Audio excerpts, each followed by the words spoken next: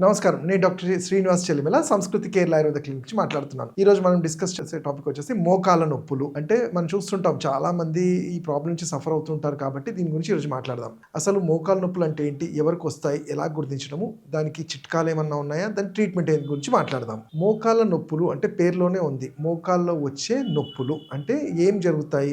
నడవడానికి కూడా ఇబ్బంది అవ్వడము, కాలు తీసి కాలు పెట్టడానికి కూడా ఇబ్బంది అవుతుంటుంది. అయితే ఈ మోకాళ్ళ నొప్పులు అనే దాని గురించి అసలు ముందు తెలుసుకుంటే ఇది అనటమికల్‌గా చూసుకుంటే 2 జాయింట్స్ మన బాడీలో ఉండే ఈ 2 ఎముకల కలయిక ఉండే సంధి ఆ జాయింట్‌నే పెటెల్లా అంటాము మోకాల్లో. అక్కడ ఉండే ఆ పెటెల్లా దాని లోపల ఉండే కార్టిలేజు ఆ 2 ఎముకలు రాసుకోవడం వల్ల వచ్చే వాపులు, దానివల్ల వచ్చే అరుగుదలనే ద ద క అరుగుదల వచ్చే వల్లనే ఈ మోకాళ్ళ నొప్పులని చూస్తుంటాం.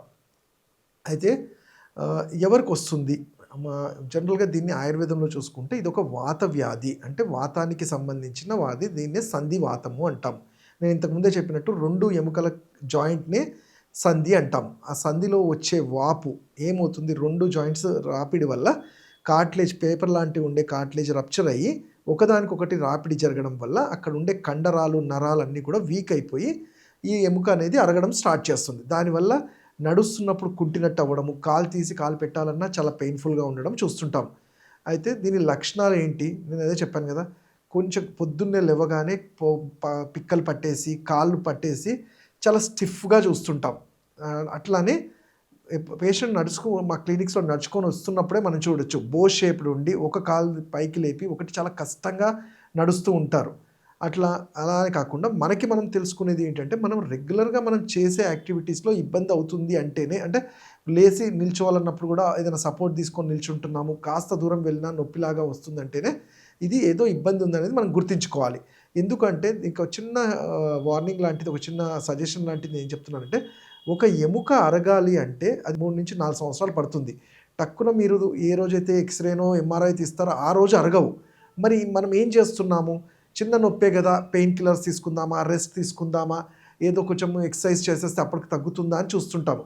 కానీ ఎప్పుడైతే మీకు నేను ఇంతకుముందు చెప్పినట్టు మన రెగ్యులర్ యాక్టివిటీస్‌లో మనకి ఇబ్బంది అవుతుంది. చేసే చిన్న పనులలో గూడా మనకి ఇబ్బంది అవుతుంది అంటేనే ఇది సీరియస్ ప్రాబ్లమ్ అని మీరు గుర్తించాల్సి ఉంటుంది. అయితే సీరియస్ ప్రాబ్లమ్ అంటే దానికి మందులో ట్రీట్మెంట్స్ అవసరం లేదు.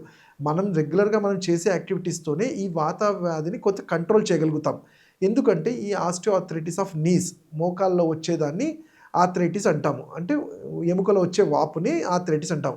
మరి ఆర్థరైటిస్‌ని కట్టడి చేయడానికి ఎందుకంటే ఇట్స్ ఎ డీజనరేటివ్ ప్రాబ్లమ్ అంటాం. మన ఏజ్ ఎలా పెరుగుతూ ఉంటుందో ఎముక ఒక్కసారి అరగడం స్టార్ట్ అయితే అది అరుగుతూనే వెళ్తుంది. మరి ఆయుర్వేదంలో మేమేం చేయగలుగుతాము? దాన్ని కట్టడి చేయడం అంటే ఫర్దర్‌గా పెరగకుండా ఏదైతే డ్యామేజ్ అయింది ఫర్దర్‌గా డిటోరియేట్ అవ్వకుండా ఆపగలగాలి. అండ్ పెయిన్ మేనేజ్‌మెంట్ వీలైతే ఏజ్ చాలా మనకు కోఆపరేట్ చేస్తే ఏంటంటే కొన్ని సార్లు రీజనరేషన్ ఆఫ్ మజిల్స్ కానీ వీటిని చేయడానికి వీలవుతుంది. అయితే దాన్ని గుర్తించడం ఎలా అనేది ఇవి ఒక సింప్టమ్స్ వీటి వల్ల వీటితో కాకపోతే మోడర్న్ టెక్నాలజీ ఉన్న ఎక్స్‌రేస్ కానీ మనకు చూస్తే ఏంటంటే ఎక్స్‌రేలో మనకు క్లియర్‌గా తెలిసిపోతుంది. ఎంతవరకు మోకాళ్ళు అరిగాయని. దానికన్నా ముందే మనకి ఈ సింప్టమ్స్ ద్వారా మనకు తెలిసిపోతుంది. ఎవరిలో చూస్తాము? జనరల్‌గా ఆస్టియోఆర్థరైటిస్ ఆఫ్ నీస్ అనేది ఒక ఏజ్ రిలేటెడ్ డిజార్డర్ అంటాం. అంటే జనరల్‌గా 50 క్రాస్ అయిన వాళ్ళలో మన జుట్టు ఎలా తెల్లబడుతుందో మనం 30లో ఒకలాగా ఉంటాం, 40లో ఒకలాగా ఉంటాం, 50 ఇయర్స్‌కి వచ్చేసరికి ఎలా ఉంటామో శరీరంలో కొన్ని వియర్ అండ్ టియర్ వాటిలల్ల వల్ల కూడా జరుగుతూ ఉంటుంది. ఇది ఏజ్ వల్ల ఒకటైతే ఇంకొకటి ఏంటంటే అధిక బరువు. అంటే మనం చూసుకుంటే మన అనటామికల్ స్ట్రక్చర్ ఆఫ్ నీస్ చూసుకుంటే ఏంటంటే మన శరీర బరువు అంతా కూడా మోకాళ్ళ మీదే ఉంటుంది. మనము ఒక 5 కిలోలు పెరిగినా, 2 కిలోలు పెరిగినా, 10 కిలోలు పెరిగినా ఆ ఎక్స్‌ట్రా బరువంతా కూడా మన నడుము, మన మోకాళ్ళే భరించాలి. మరి ఆల్రెడీ ఏజింగ్ అవుతున్న వాళ్ళలో అధిక బరువు ఉండటం వల్ల ఇది ఇంకా డబల్‌గా అయ్యి తొందరగా ఇక్కడుండే మృదులాస్థి అంటాం. అంటే కణజాలాలు ఏవైతే ఉంటాయో ఆ మజిల్స్ అన్నీ కూడా దెబ్బతిని ఎముక మీద డైరెక్ట్‌గా ప్రెషర్ రాపిడి జరగడం చూస్తుంటాం. సో, నేను చెప్పేదేంటంటే అధిక బరువు ఒక కారణము. అలానే నేను చెప్పినట్టు ఏజింగ్ ఫ్యాక్టరు. ఇంకొన్ని సార్లు ఏంటంటే మనం తీసుకునే ఫుడ్ కూడా మనం తీసుకునే ఫుడ్ కూడా అంటే మనం చూడండి చాలా మటుకు నీ జాయింట్ పెయిన్ ఇది అనగానే ఒక కాల్షియమో ఇంకోటేదో విటమిన్స్ తీసుకుంటాం. మీరు అర్థం చేసుకోవాల్సిందంటే అవి తగ్గాయి. ఎందుకు తగ్గాయి? మన శరీరంలో లేక తగ్గాయా? అంటే మనం తీసుకునే విధానం వల్ల మన శరీరం అబ్జర్వ్ చేసుకోవట్లేదు అంటాం. దాన్నే వాత వ్యాధి అంటాం. అంటే ఇక్కడ మన గట్ అనేది చాలా ఇంపార్టెంట్ రోల్ ప్లే చేస్తుంది. మన స్టమక్. మనం తీసుకునే ఫుడ్ బాడీని సరిగ్గా డైజెస్ట్ చేసుకుంటుందా? మన జఠరాగ్ని, మన సిస్టంలో ఉండే ఈ అగ్ని మన ఫుడ్ని సరిగ్గా అబ్జర్వ్ చేసుకొని మనకి యూటిలైజ్ చేస్తుందా లేదా అనేది అబ్జర్వ్ చేయాలి. అంటే మీరు చూసుకుంటే దీని మూల కారణంగా చూసుకుంటే అంటే వినొచ్చు డాక్టర్ గారు ఏంటి మోకాలు అరిగితే మన డైజెస్ట్ ప్రాబ్లం ఏంటి అంటే ఎస్, మనం తీసుకునే ఫుడ్లోనే అన్ని న్యూట్రియంట్స్ ఉంటాయి. దాంట్లోనే మనం సపోజ్ మనం మునగాకు తీసుకుంటాము, మునగాకులో చాలా పుష్కలంగా సెలీనియం ప్రోటీన్స్ ఉంటాయి, కాల్షియం ఉంటుంది, D3 ఉంటాయి. ఇలానే కాదు, చాలా ఆవు నెయ్యి ఉంటుంది, ఆవు నెయ్యిలో కూడా మంచి కావాల్సిన పోషకాహారాలన్నీ ఉంటాయి. ఈ ఫుడ్ ద్వారానే మన బాడీకి రీచ్ అవుతాయి. కానీ మనం తీసుకునే ఫుడ్ కొన్నిసార్లు సరిగ్గా తీసుకోకపోవడము, లేకపోతే టైమింగ్ తీసుకోకపోవడము, లేకపోతే ఒకటే కైండ్ ఆఫ్ డైట్ ఏదో బయట ఫుడ్ తీసుకోవడము, హెవీగా నాన్ వెజ్ ఐటమ్స్ తీసుకోవడము, స్పైసీ ఐటమ్స్ తీసుకొని మన జఠరాగ్నిని మనం డిస్టర్బ్ చేస్తాం. సో దాని ద్వారా మన స్టమక్లో ఈ ఫుడ్ రీచ్ అయినప్పుడు అది సరిగ్గా అబ్జర్వ్ అవ్వక మనకు కావాల్సినట్టు అది బాడీని సర్క్యులేట్ చేసుకోదు. అలాంటప్పుడు ఈ సప్లిమెంట్స్ మీద ఆధారపడాల్సి వస్తుంది. ఇంకోటి, మనం D3 గురించి మాట్లాడినప్పుడు సన్‌రైజ్ అనేది మనకి ఫ్రీగా వచ్చేది. రోజు మనము కొంచెంసేపు ఎండలో నిలబడగలిగితే ఆ సన్‌రైజ్ బాడీకి అబ్జర్వ్ చేయగలిగితే అప్పుడు మీరు ఏదైనా ట్యాబ్లెట్ తీసుకున్నా అది బాడీ మెటబలైజ్ చేసుకోగలుగుతుంది. అది ఏది చేయకుండా ఉట్టి ట్యాబ్లెట్స్ మీద డిపెండ్ అయితే definitely you will end up with surgery అంటాం. అయితే ఇక్కడ ఇంకో క్వెషన్ వస్తుంది, సర్జరీ అన్నాను కాబట్టి చెప్తాను. చాలామంది సార్ డాక్టర్ గారు నాకు మోకాలు అరిగిపోయాయంట, ఆపరేషన్ చేయాలని వస్తుంటారు. అయితే ప్రతి అరిగిపోయిన మోకాలికి ఆపరేషన్ అవసరం లేదు. జనరల్‌గా ఆపరేషన్ చేయాల్సి వస్తే మేము కూడా సజెస్ట్ చేస్తాము. కాకపోతే మనం చేయాల్సినవన్నీ చేసి దానివల్ల మనకి రిజల్ట్ రానప్పుడే లాస్ట్‌గా ఇంకా ఏం చేయలేనప్పుడే ఫోర్త్ డిగ్రీ ఆర్థరైటిస్‌లోనే సర్జరీ అంటాం.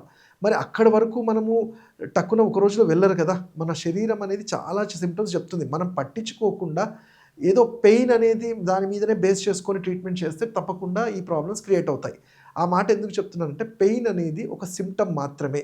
మీరు ఎముక అరిగింది అంటే దానికి నేను చెప్పే ఆయుర్వేద రీజన్ ఏంటంటే రస, రక్త, మాంస, మేద, అస్థి, మజ్జ, శుక్రము. మీరు చూసుకుంటే ఈ సీక్వెన్స్‌లో రస, రక్త, మాంసం, మీద అస్థికలు అంటే సాంస్క్రిట్‌లో ఎముకల్ని అస్థికలు అంటాం. మరి మన lymphatic system, blood circulatory system, muscular system, nervous system, తర్వాత బోన్ సిస్టమ్, స్కెలిటల్ సిస్టమ్ వచ్చినప్పుడు ఈ ఐదో స్టేజ్‌లో ఉన్నప్పుడు 4 స్టేజ్‌లు మన బాడీ ఏం చేస్తుంది? దాన్ని ఎందుకు కట్టడి చేయలేదంటే మీరు దానికి తగినంత పోషణ గాని, దానికి తగినంత పట్టించుకోలేదు కాబట్టే ఈ 5థ్ స్టేజ్‌కొచ్చారు.